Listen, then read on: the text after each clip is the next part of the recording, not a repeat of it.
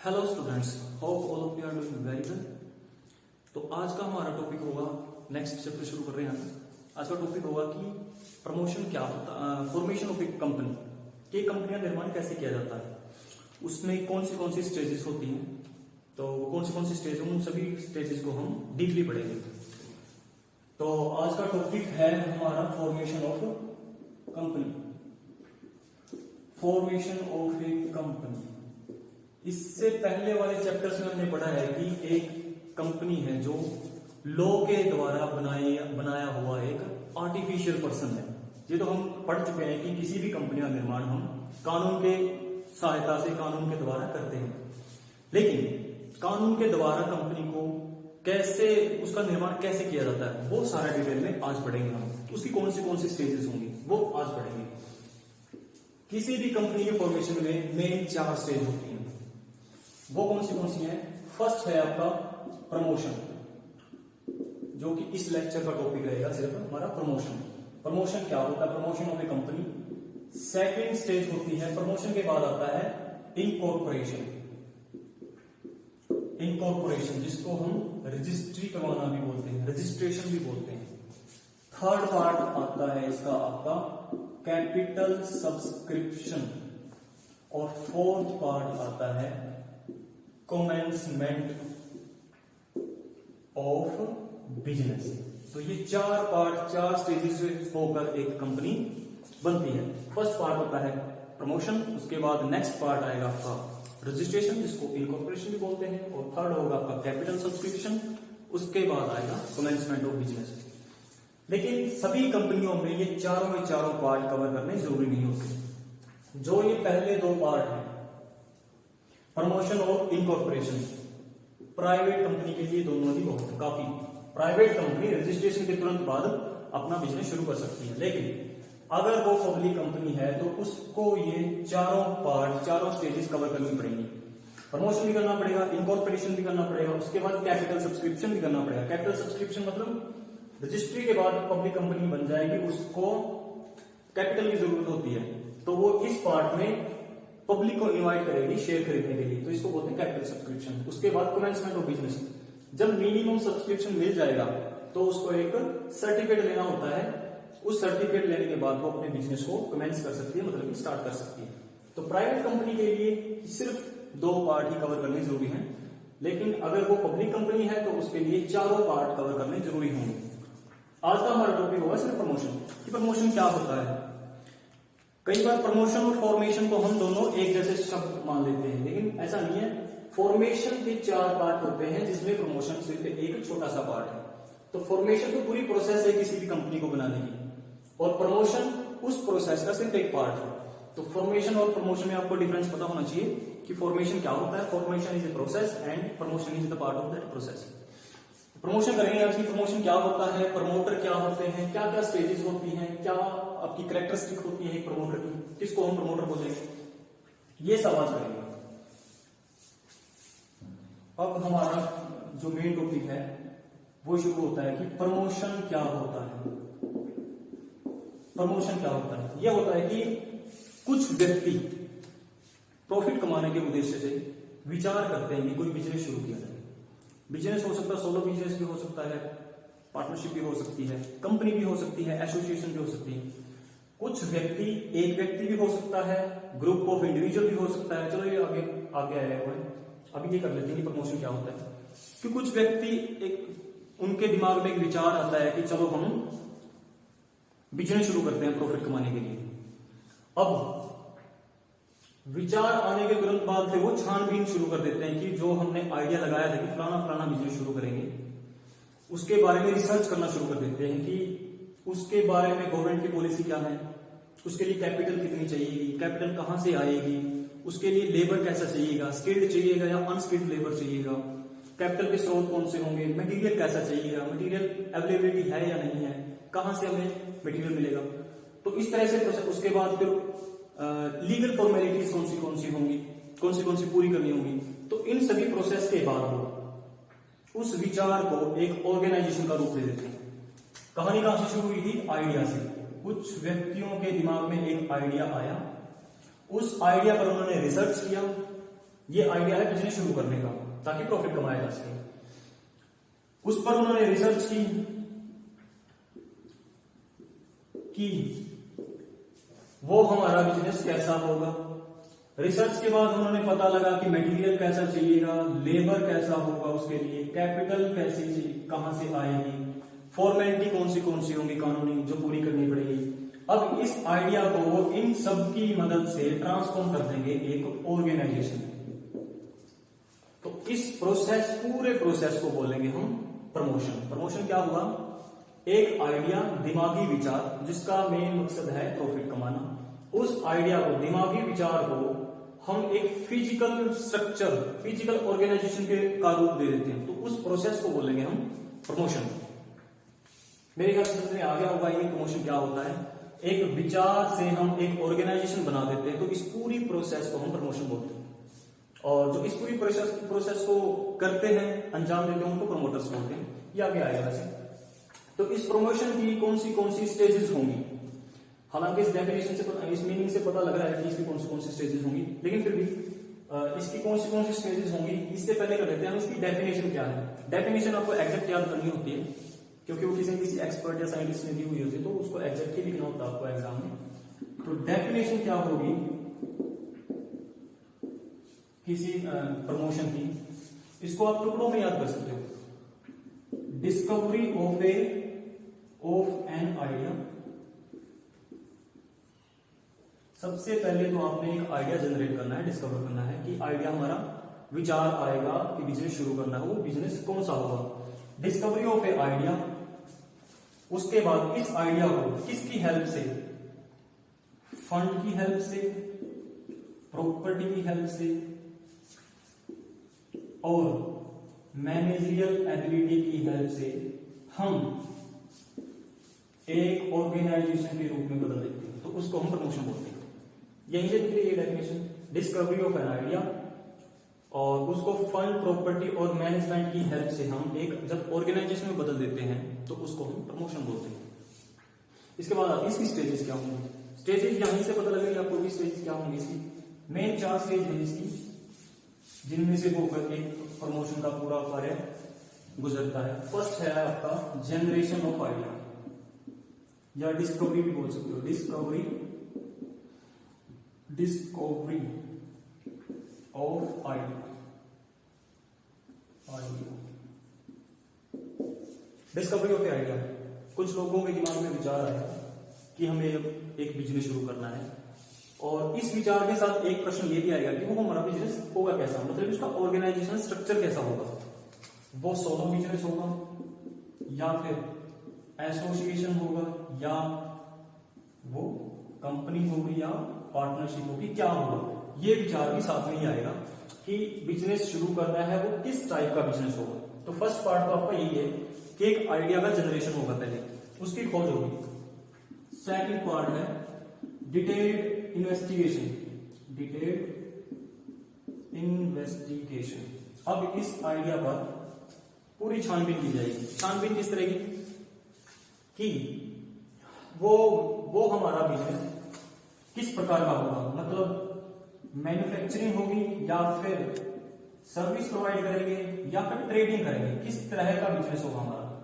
Manufacturing में हम खुद बनाएंगे प्रोडक्ट को, सर्विस में हम सर्विस जनरेट करेंगे, ट्रांसपोर्टेशन हो सकती है, बैंकिंग हो सकती है, ट्रेडिंग में हम बनाया माल लेंगे और उसमें कुछ प्रॉफिट ऐड करके बेच देंगे। तो ये देखा जाएगा कि हमारा बिजनेस किस टाइप का होगा। कैपिटल कितनी चाहिए उसमें, उसका भी अंदाजा लगा लिया जाएगा। लेबर कैसा रहेगा, स्किल्ड होगा या अनस्किल्ड होगा या फिर ज्यादातर मशीनरी काम आएगी, वो भी देख लिया जाएगा।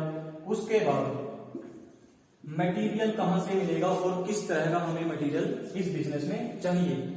इसके बाद देखेंगे कि जो गवर्नमेंट है, मौजूदा गवर्नमेंट है, उसकी क्या पॉलिसी है हमारे इस तरह के बिजनेस में, जो हम बिजनेस शुरू करना चाह रहे हैं उस तरह के बिजनेस में मौजूदा गवर्नमेंट की क्या पॉलिसीज हैं। तो इन सभी बातों पर डिटेल इन्वेस्टिगेशन की जाएगी। सेकंड पार्ट है आपका detail investigation on that idea. उसके बाद थर्ड पार्ट होगा आपका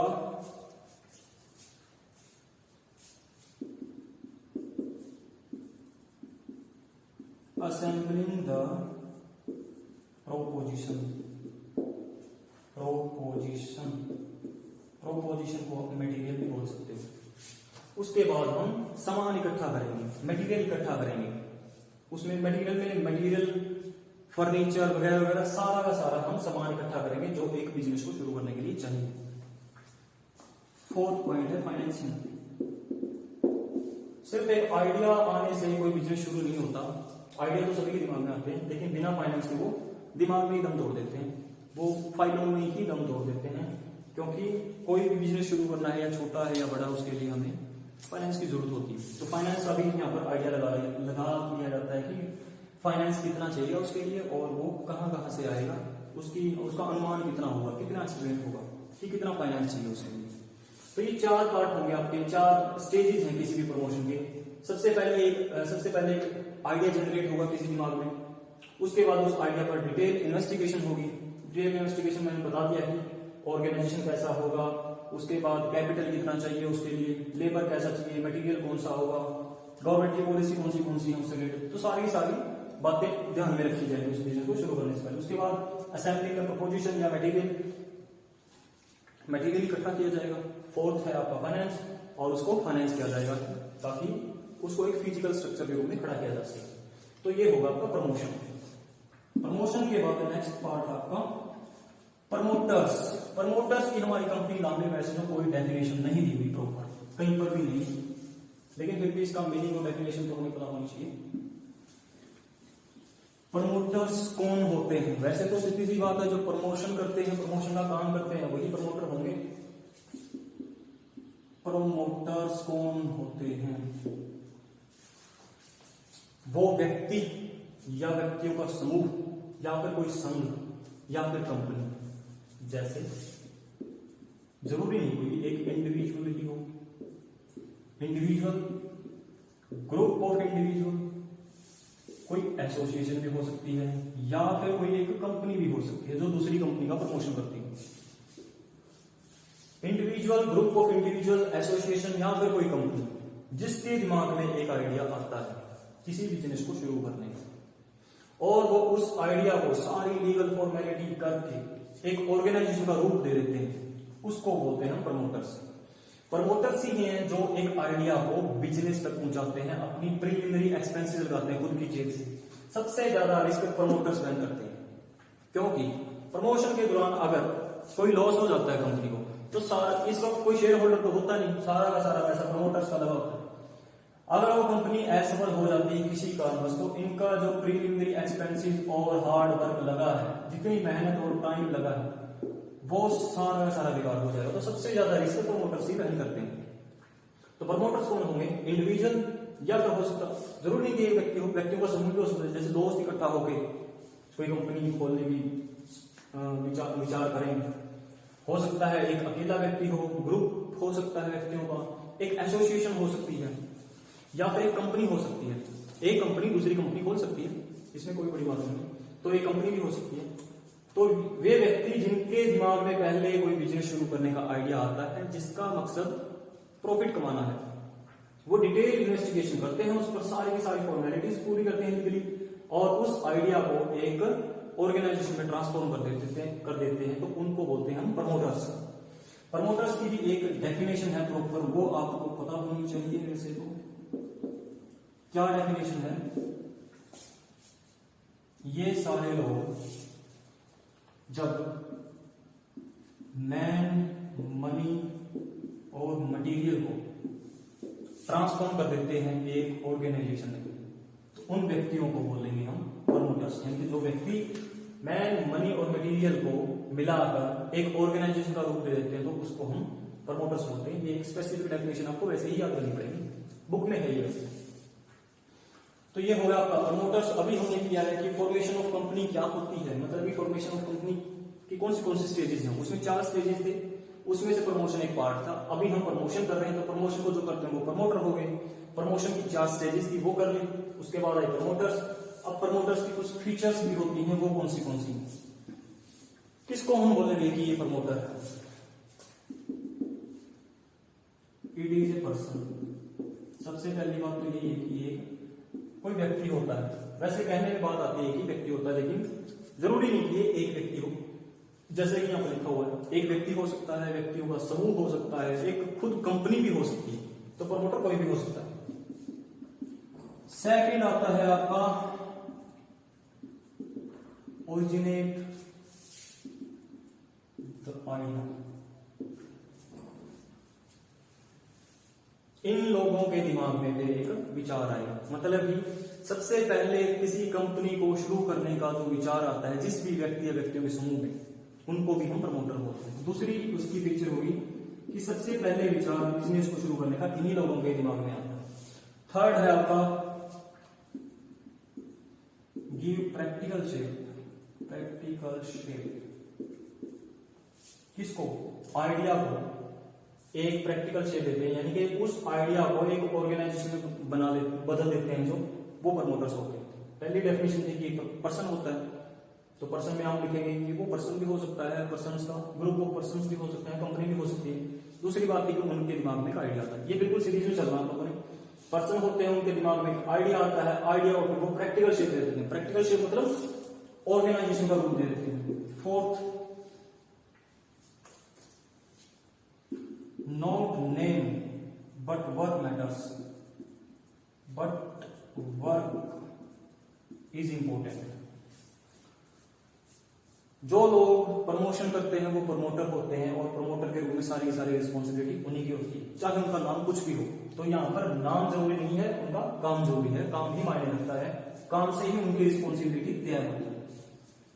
फिफ्थ पॉइंट है आपका, लास्ट पॉइंट है, membership is not necessary. Membership का मतलब है कि उन जो प्रमोटर्स हैं उनके लिए जरूरी नहीं है कि उस कंपनी के शेयर को खरीदें, कोई जरूरी नहीं। वो हो सकता है कि वो अपने रेम्यूनरेशन लेकर निकल लें, जिसको हम सैलरी भी बोलते हैं। सैलरी लो, प्रमोशन करो, उसकी सैलरी लो और निकल लो। लेकिन जनरली होता नहीं है ऐसा। प्रमोटर हमेशा या तो डायरेक्टर बन जाते हैं या फिर शेयर होल्डर, कुछ शेयर खरीद के शेयर होल्डर भी बन जाते हैं। तो ये 5 फीचर थी किसी के प्रमोटर की। कोई पर्सन हो सकता है, उसमें आप आगे पता ही लिखोगे कि उसमें पर्सन का समूह भी हो सकता है, वो कंपनी भी हो सकती है। पर्सन के दिमाग में फिर आइडिया आता है, आइडिया यहीं से पैदा होता है। आइडिया को लोग प्रैक्टिकल शेप दे देते हैं, ऑर्गेनाइजेशन बना देंगे उसको। और उसके बाद 2 फीचर है कि इनका कोई नाम हो, कुछ भी हो, मैटर नहीं करता, इनका काम मैटर करता है। काम से ही पता लगाएंगे कि रिस्पॉन्सिबिलिटी एज ए प्रमोटर इसकी है या नहीं है। उसके बाद है कि इनकी मेंबरशिप जरूरी नहीं होती कि ये उस कंपनी के मेंबर बने, दोनों ही ऑप्शन होते हैं इनके पास। शेयर खरीद लो, शेयर होल्डर बन जाओ या डायरेक्टर बन जाओ। दूसरा ऑप्शन ये है कि प्रमोशन से रिलेटेड जितने भी प्रीलिमिनरी एक्सपेंसेस किए हैं वो लो, अपना रेम्यूनरेशन लो और निकल लो, अलग रहो। तो ये था आज का लेक्चर। नेक्स्ट लेक्चर में हम प्रमोटर्स के बारे में थोड़ा डिटेल में पढ़ेंगे। तब तक के लिए शुक्रिया।